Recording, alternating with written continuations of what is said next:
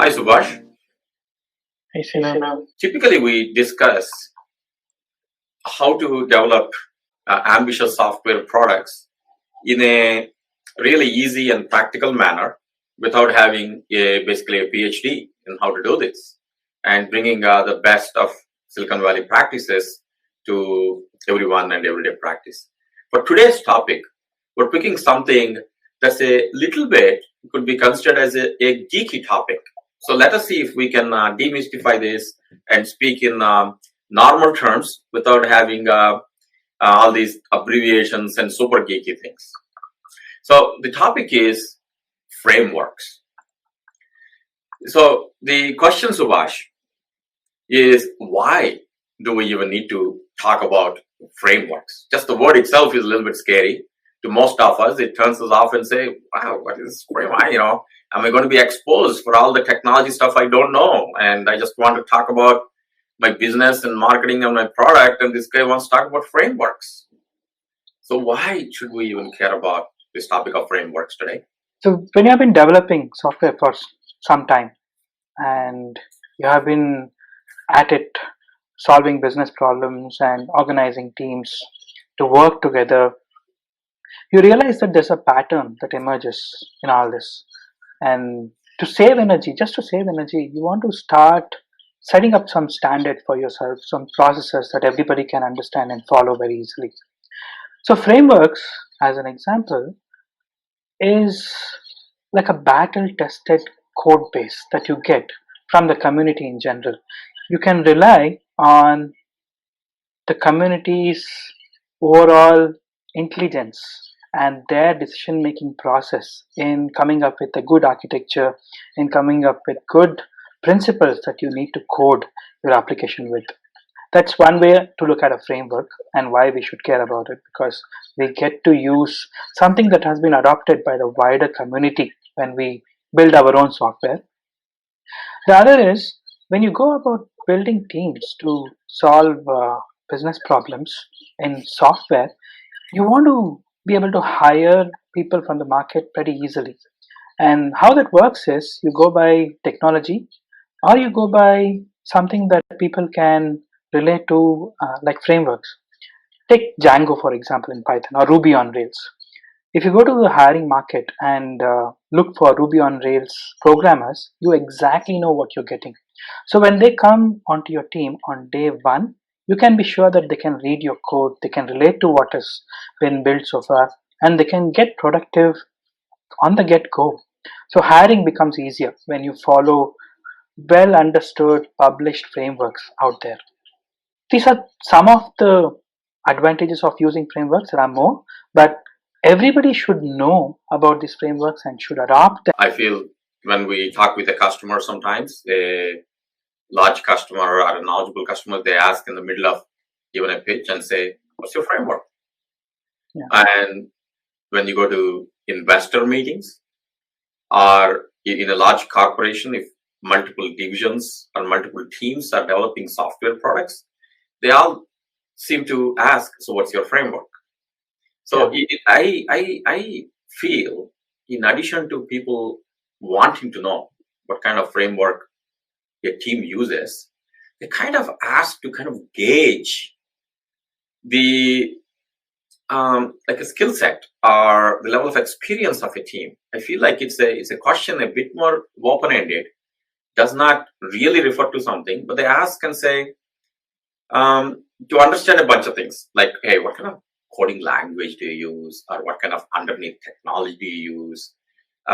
To ask a bunch of different questions together in a short form. So what's your framework? See, I feel like somebody asked, not necessarily expecting a very geeky or a highly technical and engineering answer, but at least do you know the outlines of what your stuff is based on? Is that correct in your opinion? Is my understanding right?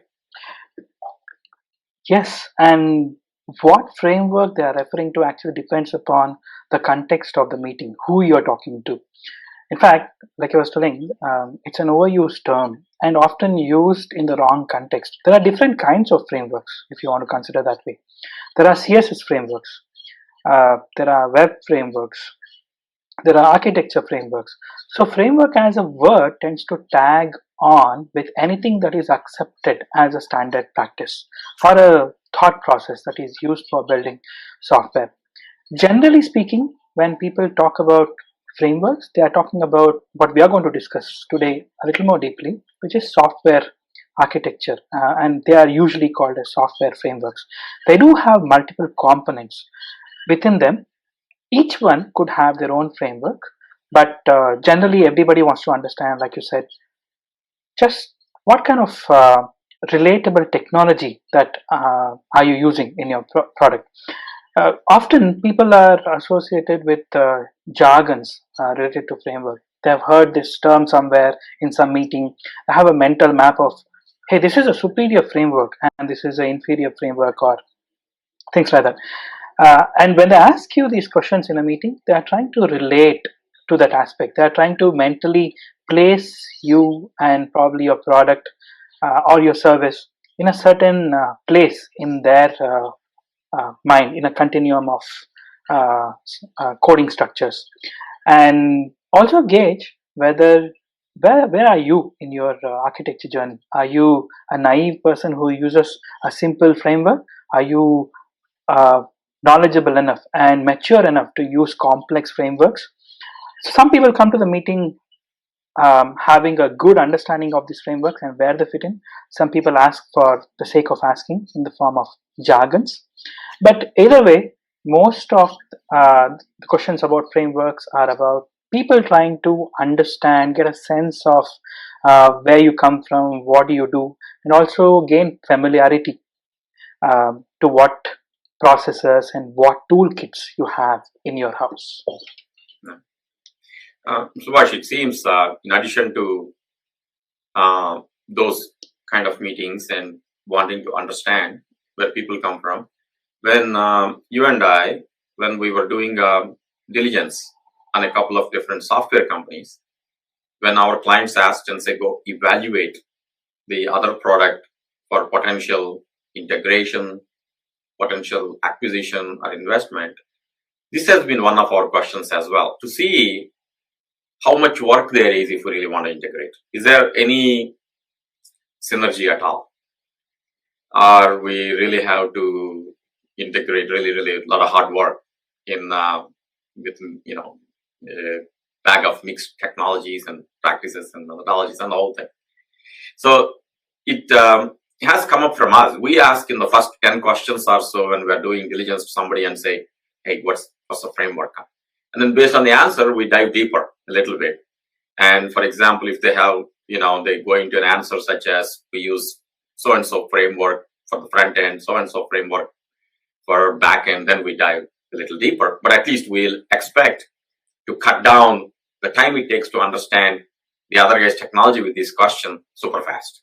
Any generic answer will satisfy us rather than no answer. Right. And sometimes people come back and say they have custom built framework, right?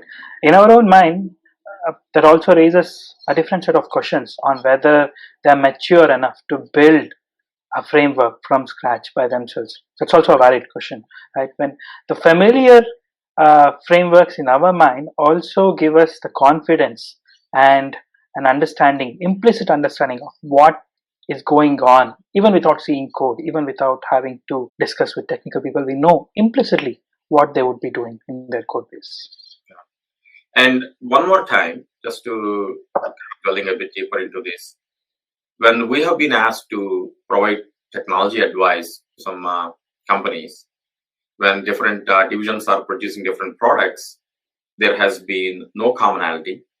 Everyone was pretty much reinventing the wheel, so to speak. We went and proposed a framework to bring them together and save as much as 30% or so of their development effort. And so the common ground for them to play in has become a framework. Yeah. Right. So moving on from there, Subhash, let's say you're a product manager, right? When do you discuss this framework with your own team, inside your team? It's a very good question. Right. So just kind of, sorry to, make the question even more specific.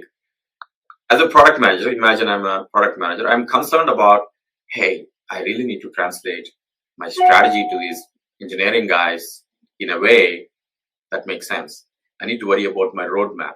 I need to worry about so many things. I have so much pressure from my stakeholders to produce so much in time. I'm worried about those things. The framework is the last thing on my mind, right? So when should a product manager talk with the team and say, hey, by the way, guys, I get asked around, what's our framework? What is our framework? So framework need not refer to something super specific, or it can refer to something super specific. Somebody says, what's your framework? You might say something, a geeky thing like Ruby on Rails, or you may give them a little longer answer and say, our framework is so and so. So the questioner as well as the answerer seem to be gauging the other with their question or the answer. So what is this guy asking me about? And does the questioner really know what they're asking? So there seems to be a dialogue when somebody asks a simple question like, what's your framework?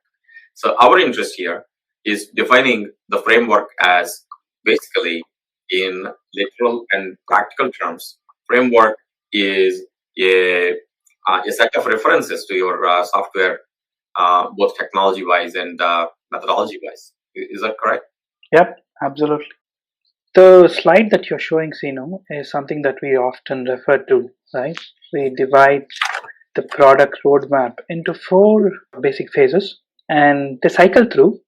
Some of these phases repeat more than once, but the first stage is usually something that we refer to as proof of concept, and there we are just trying to prove that the idea that is in our head is actually valid, and we're trying to de-risk the propositions that we have, highlight what is the actual value of the product, and see if customers would be interested in such a product.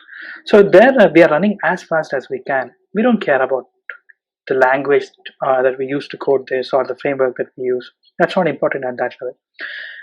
Once we have proven the idea is valuable, we move on to the next stage, which is what we call as minimum viable product, where we're trying to build something that is of practical value to customers, and they can see it, touch it, visualize it, and probably even pay for it to use it, right?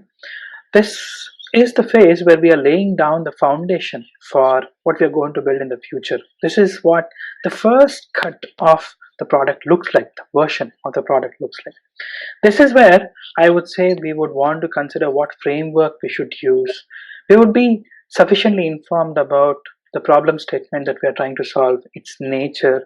Is it a highly performance oriented product that we are trying to build? Is it a visual product? Is it something that has extensive workflows, and the workflow has to be portrayed properly to the customer? What kind of product are we building? We would know by this stage, and this is a stage where we lay down the foundation for the future product by choosing a good framework.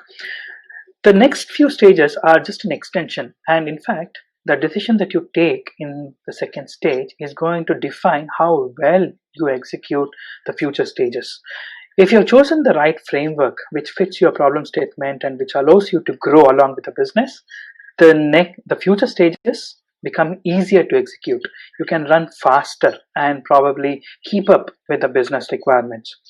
But if you have not done your homework, and if you have not selected the framework that fits your problem statement properly, then you tend to slow down. It tends to get complicated. The business problems tend to not get mirrored properly in the code base.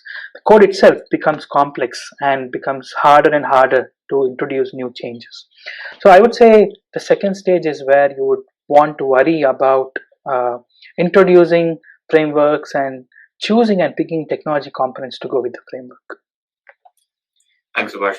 So basically, what you're saying is, in stage 1, when you are trying to de-risk the concept, don't go with the full weight of these frameworks and over-engineering or over-architecting.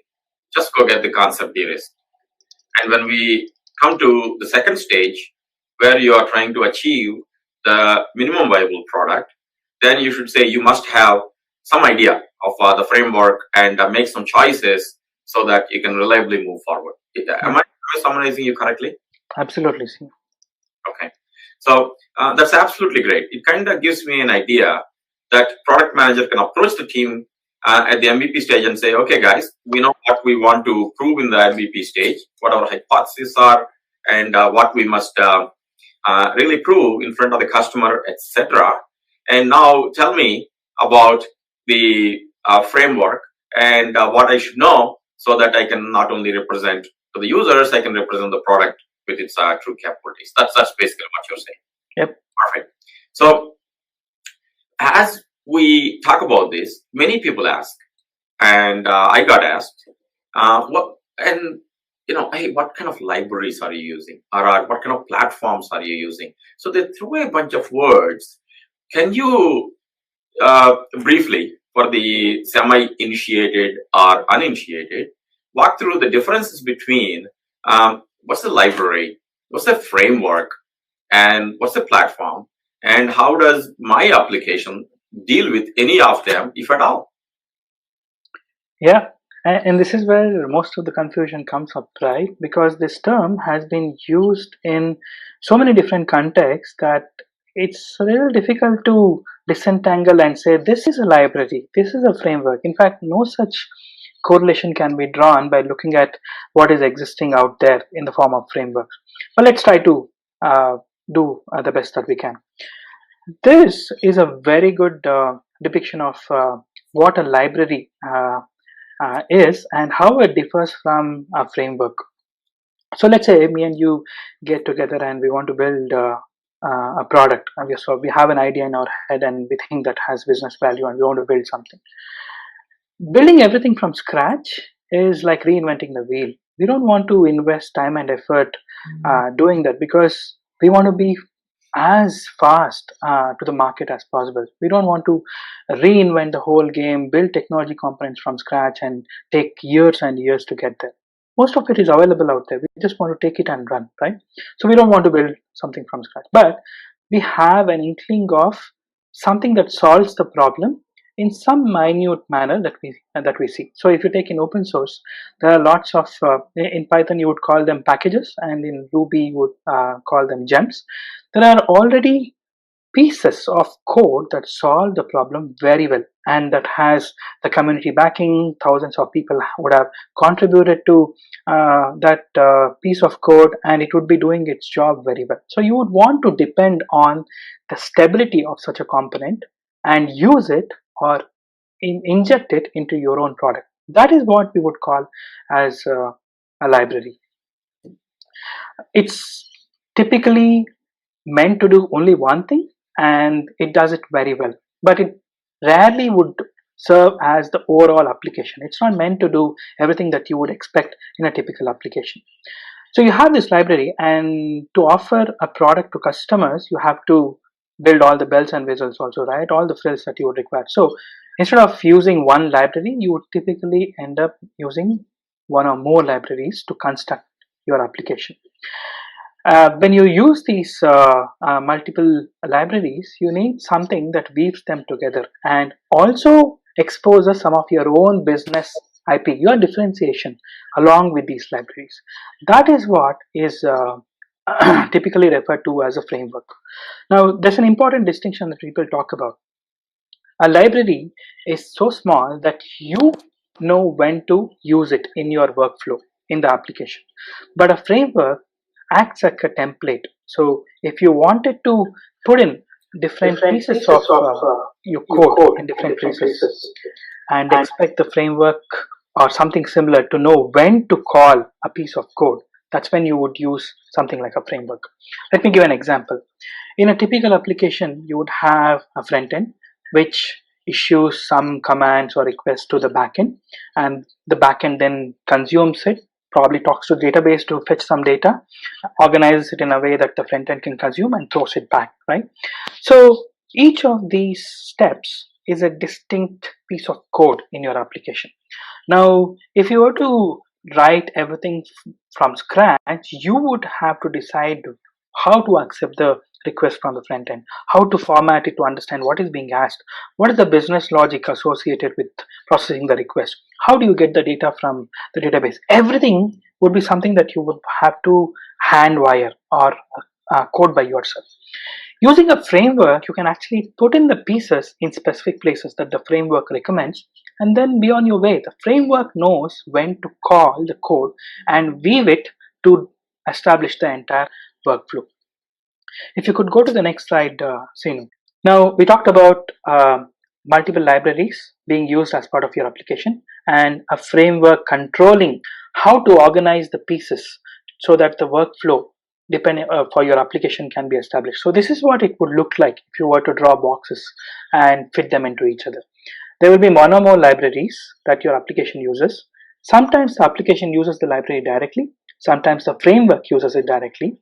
But when people think about writing applications, they always think in the form of using frameworks to organize their code structures and use libraries to establish specific tasks, and they weave them together into an application. Now, some people also say, okay, this is an application which is built on a certain framework and it uses these libraries, but what's a platform? There are different connotations of a platform, and the most realistic view that people talk about when they talk about platform is your application should be seen as a set of code structures, right? It's just code in either. It is not running, it is not active. To expose it to customers, you need to be running on the cloud, active on some port, and exposing its business logic, right? So a platform is like an infrastructure piece that sits below the framework, below the application, and is capable of exposing it to the external world. So think of application and framework and library as code pieces that the development team would produce, but the platform as the infrastructure piece that exposes the application to the external world. And a platform typically has the capability of hosting one or more applications. It's rarely the case where you would go build a platform, or you would choose a platform to run one single application. You would choose a platform specifically because you can house all your applications to run on the same horizontal structure. There's also another connotation that people use when they talk about a platform. If you could go to the next slide, Seema. Instead of looking at applications as monolithic pieces, sometimes people want to collapse the generic, often reused pieces into a layer below the application. Hey, I want CPUs to be organized, processing cycles to be available to my application. Why would I code that into the application? I would build a common layer on which I simply prop up the application, right? Just like that, extending the same thought process, you would want a horizontal layer where you would put all the generic pieces, the often reused, every product should have it kind of pieces in that horizontal layer, and go about building your business value in a product as an application onto that. You wouldn't want to rebuild these pieces again and again, and you would want to focus on the business problem that you're solving as part of that application.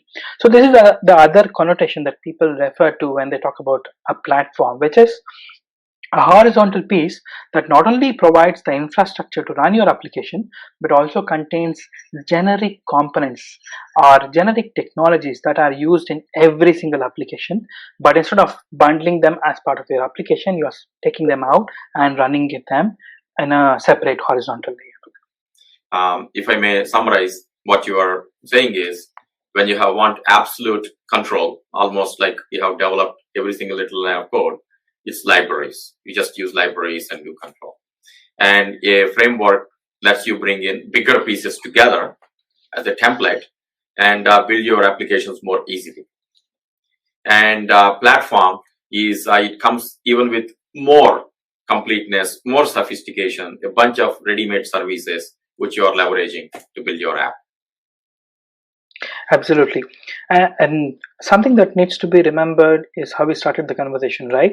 Using a framework also gives you the confidence and your application kind of sustainable architecture from the get-go. You can be sure that using a framework means that you are adopting some good practices that has been vetted and confirmed to be valid by the community in general. So a couple of popular examples that I'm familiar with, for example, you are building an application on top of Salesforce. The Salesforce is a platform. It Yep. comes with it pretty much almost ready to use kind of platform, and you are building an application or an applet or something on top of it. So that's a platform. You can't change much in what Salesforce gives you, but you're taking advantage of it. Whereas if you're using a framework, an example would be like a .NET framework from Microsoft. It comes with as a framework, so you can change a lot more things. It's more variable. It's not as much of a finished product as like a platform, but it gives you a template on top of which you can build a .NET application. Absolutely, that's a beautiful example. Yeah. The term that we did not talk about here because it's a little technical is inversion of control. When we talk about frameworks, the framework is the one which calls the code, right? You don't call the code directly. So technologies refer to this as inversion of control, and that used to be a standard defining feature of a framework. If you go into the wild and if you want to figure out whether this is a framework or not, you would check whether it supports inversion of control. But that's no longer true now. Take Salesforce as the example. You would plug in your piece of code in a particular place in a specific way, and Salesforce will call it during the execution of the business cycle, right? That is the typical example of inversion of control and how frameworks were defined earlier. But .NET is also called a framework, but it provides no such example. It tends to expose pieces to you that you can reuse and build your application. Yeah. Thanks, Vash. I think some of the things we're talking about could be too much for some product managers, too little for some product managers, maybe perfect, maybe for some level of detail we're talking about.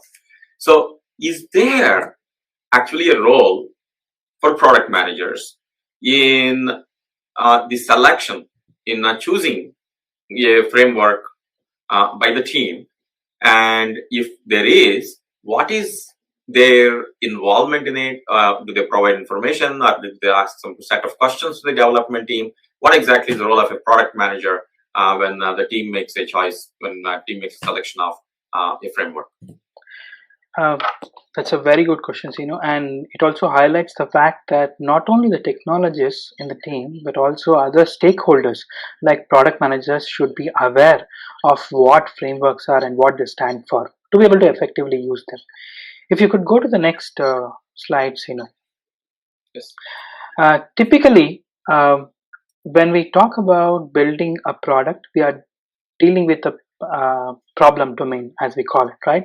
In banking, you would be dealing with uh, the problem of handling customer transactions, managing money, and accounting, and keeping things dandy. If you go to loans and mortgages, you're dealing with a different problem statement. If you're going to Salesforce, you're dealing with a different problem statement. So this is generally called the problem domain. And product managers, when they evaluate this problem domain, they have a very good idea of what kind of beast it is. Is it like Salesforce? The I would say the core of the platform is the wider use possible of a single platform across different devices. A salesperson on the road is able to effectively use the application and consume it and also update it on the go, which would have been difficult in traditional sales applications. So considering the nature of the product, a manager, usually a PM, has to understand what is the primary value generator of the product. What is it that makes it unique? What is the one piece that, if removed, will lose the entire, will ensure that the product value does not remain the same. So when he identifies these pieces, he creates what is called a problem domain and is able to identify distinct pieces in it, which are sometimes generic, which sometimes which are the most important for your product. But once he understands this, when he goes to the technology team and asks the question, what is the framework that you're choosing to use, then he's able to match these things. How does the framework that has been chosen play to its strengths with this problem statement? What aspects of the framework are well suited to solve my business problem? These are the questions that you can ask and understand. But there are bigger aspects to consider apart from the business problem domain as well. The team that you have determines what framework you use as well. If you have, if your technology lead is very proficient with Ruby on Rails, then that's probably the framework that you should go with, because effectively the software cycles are much faster if the team is conversant with the technology that they will use. If the complexity of the domain is very high, like you would see, for example, in let's say NASDAQ or Sensex, right? These are high transaction, extremely complex rule engines that are out there for handling the stock market. Then the frameworks that you would use need to handle the complexity. Can it handle it? Is the question that you would ask. What is the scale of application? Take Twitter, for example, right? You cannot fit any framework that you see out there into what Twitter would want to do, because it is a message oriented platform. The business logic would be fairly straightforward and simple to understand, but the scale at which it is executing is humongous. It's millions of tweets every single second, right? So the framework is something that the product manager uh, evaluates against the business problem or the domain and sees if it's a good fit to solve the business problem.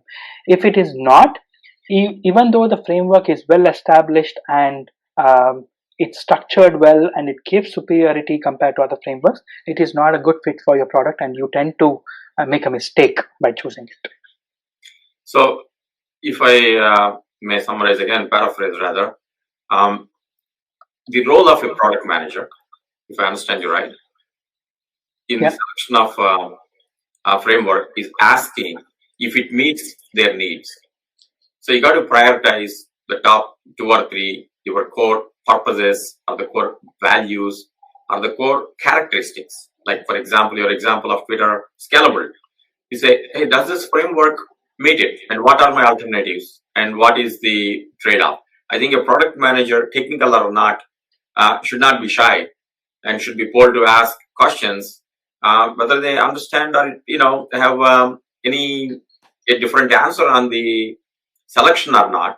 I think the role of a product manager is asking that question, which makes the topic a conscious choice as opposed to ending up in some framework by default. So the idea is just ask the questions irrespective of what the answer may be, so that for the product team, they don't end up in a default on frameworks. It happened to you and me. We ended it just because some of the best talent we recruited come with their frameworks.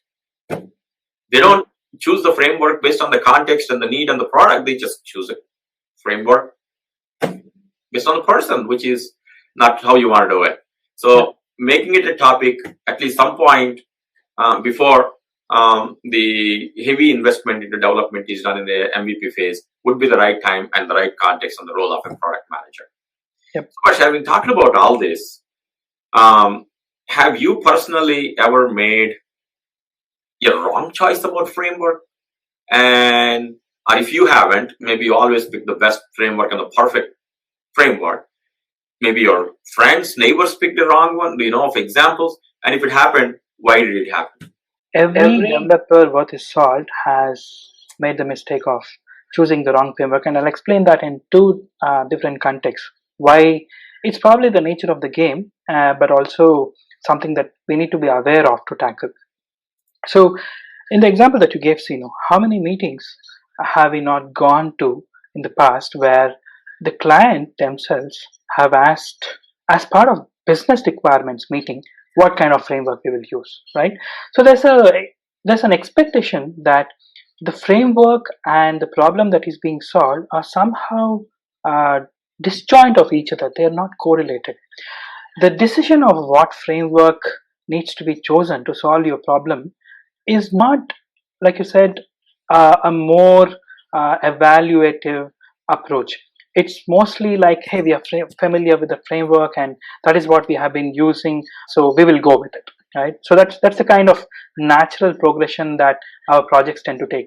And sometimes the frameworks are dictated by the business, which is almost a crime, because they are giving a problem statement and almost like tying the developers' hands and handicapping them by telling you use this framework and you need to solve my business problem without understanding whether it's a good fit, right? So that's a popular mistake that I see that people do, but it's also a more devious problem, in the sense that a framework that you choose on day one may not be the framework that you would want to have 3 years down the lane, because your product has evolved, you are tackling a different business domain, a different business problem. So you need to be self-aware that you have chosen a particular framework for a set of features that it provides to solve in the business domain. But when the business domain changes, or when your own expectation of what you need to be able to do as part of the business changes, you need to adopt a different framework. You need to adapt your business or your software code base to a different framework. So in that sense, every framework should be a choice that is ongoing. You might start with one framework in the beginning, but eventually you have to constantly evaluate whether you are solving the right problem by using this framework, or is there a better framework that is out there to solve the problem. So a framework is not, there's no right or wrong choice when it comes to framework, but the choice of the framework definitely hampers your productivity in the long run. If you have made the right choice, you tend to move faster as the business progresses. And even if it is the right choice today, you have to be aware that it might become a wrong choice sometime in the future, and you have to switch to a different framework. Yeah. So, Subhash, based on what we talked earlier, maybe in a self-serving fashion, just for the discussion we have had, I would probably say, if there was a wrong selection of framework, maybe people did not ask you the right questions or given you the requirements for you to choose the right one, and it ends up being the wrong framework 6 months down the road.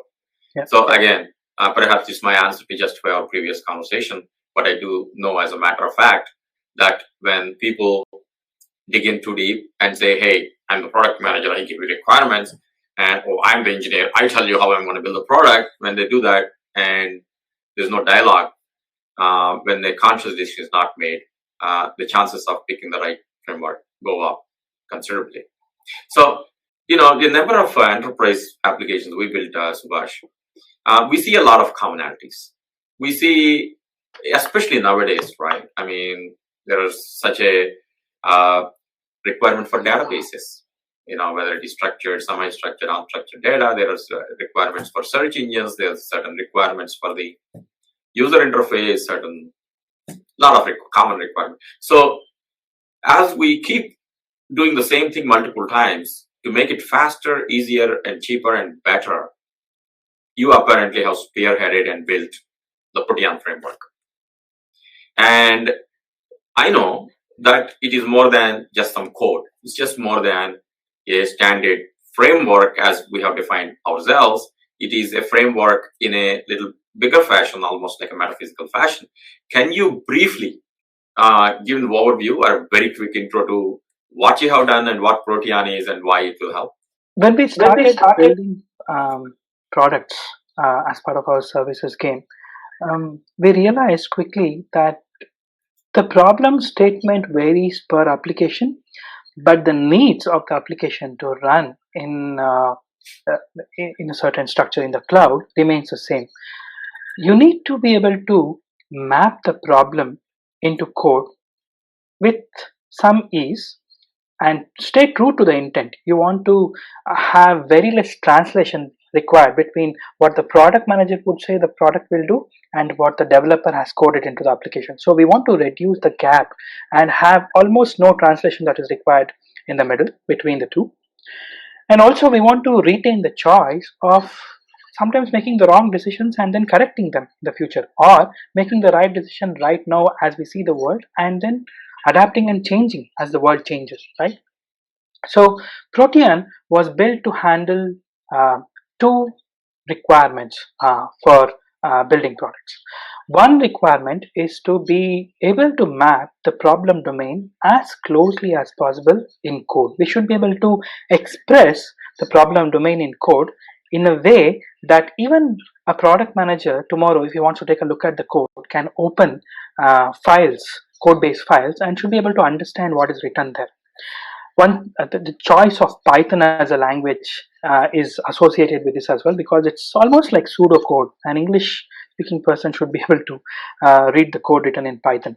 So Protean's first goal is to be providing something that we call a domain specific language, which is able to map the problem domain as closely as possible in code. That is one requirement that we post to Protean. The other requirement that we had from Protean was that the technology components that we use, including some web frameworks that we know of, tend to influence the way we write code. So if we have chosen, for example, Django as the framework in Python, Django comes with a specific opinionated structure of how the code base should be written. So you tend to morph your code base to fit into a framework. What that is, it's not bad by itself, but it prevents you from moving on to a different framework in the future if you want. In the example that you gave, Sino, databases are like the lifeline of most applications, right? Every single application needs to preserve state and persist it somewhere. Why should it be the case that I've chosen a database on day one of the project, but a couple of years later I decide that there's a better database available which fits my problem statement? It might be a different kind of database, NoSQL database compared to a relational database, or it might be better performant than the one that I'm using. It might be cheaper than the one that I'm using. It might have better community support, whatever be the reason, right? Why should I get locked into a database that I chose on day one for the project with whatever knowledge I had, right?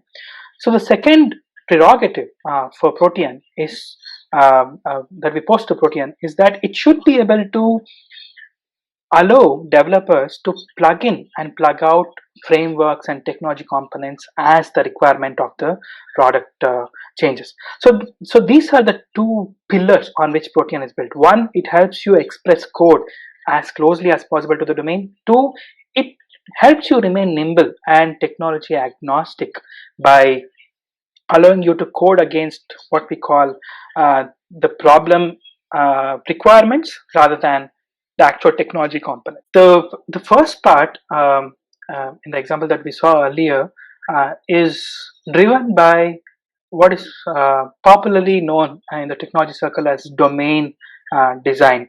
We try to break down the domain into distinct pieces and then talk about how these distinct pieces interact with each other, and what are the message formats that float in each other, how is the business workflow organized across these pieces, and then we try to model that into the code base. That is the first way Protean helps. The second is what you're seeing on the screen, which is we use something called a ports and adapters architecture, and this has many names.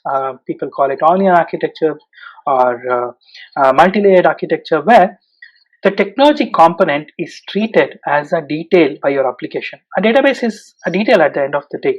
It can be simple text files today, or it could be some RDBMS tomorrow. It could be on the cloud hosted by Amazon the day after. So the database and other things are treated as just details of the application, and they are separated from the core business logic. So Protean provides these structures to be able to do this on the get-go. On day one, when you choose a database, you don't have to worry that in the future, someday, I will have to change this database to something else as my understanding of the problem domain evolves, and I'll have a hard time doing that. You don't have to worry about that, because at the end of the day, Protean will make it a configuration file change. Technology components are treated as details, and plugging them in and plugging them out should be as simple as changing a configuration. Granted that there are some aspects of a particular technology that you would want to use because of the technology. If you use Elasticsearch, for example, it's superior in its searching capabilities compared to other products in the market. Protean also allows you to codify these structures separately and make use of the goodness of those technology components. But it still isolates all that code so that tomorrow, if you want to go to a competitor, you know exactly where to go and change it. It's a little technical in nature, but suffice to say that the product itself becomes technology agnostic. It doesn't really get locked into any particular component or vendor by following this design. Uh, by using Protean, you get both out of the box. You tend to build an application that is closely aligned to the problem domain, and you tend to build an application that is nimble, flexible, and can adopt and uh, take on additional or different technology components as it grows and evolves. Thank you, Subhash. Seems like Protean brings together some ready-to-use framework, some code, and also some of your best practices to help build applications. So if I may summarize all the points Subhash you shared. When we adopt a framework, we benefit from a larger ecosystem than our own little development team. All the sometimes hundreds, thousands, maybe tens of thousands of developers that may be working on a given framework, all their development and code becomes available to us. And even if we don't invest, that continues to grow. For example, some of the stuff that is used in Protean and the Python itself, several of the frameworks, they continue to grow, and we derive the benefits of the larger community. And also when engineers that are trained in those ecosystems, there's larger pool of engineers we can choose from, we can recruit. We don't have to train them on those frameworks. They become productive much faster. So apparently, in so many ways, we benefit from a larger ecosystem. And also choosing the right frameworks that gives us everything we want and nothing we don't want. So that should be the right balance for a framework, if I understand you right. Sometimes if you go overboard and choose a pretty strong platform, you get a lot more things than you want. And if you just take a few libraries or do less than your framework, you don't get everything that you want. So that's there's a good balance with framework that comes in. And mainly the point that we bring for all the non-technical or less technical part of the methodology that we talk and we preach and we live by is that make choosing a framework a conscious decision, and it should be done by design. Just don't default into whatever framework there ends up being, which absolutely has a chance of it may double, triple, or grow your risk of choosing the wrong framework by several factors. Yeah, thank you, Subhash. And for more information, please go to teammatesolutions.com. And we also have a checklist for each of the stages of the product. If you don't find it, please send us an email message, and we'll put it in a more prominent place to find it more easily. And the checklist for the MVP stage includes the framework, being able to answer that question in some succinct fashion. Thank you, Subhash. And we look forward to talking with you more about how to build software products like the best of them. Thank you. Bye. Thank you, everybody. Bye.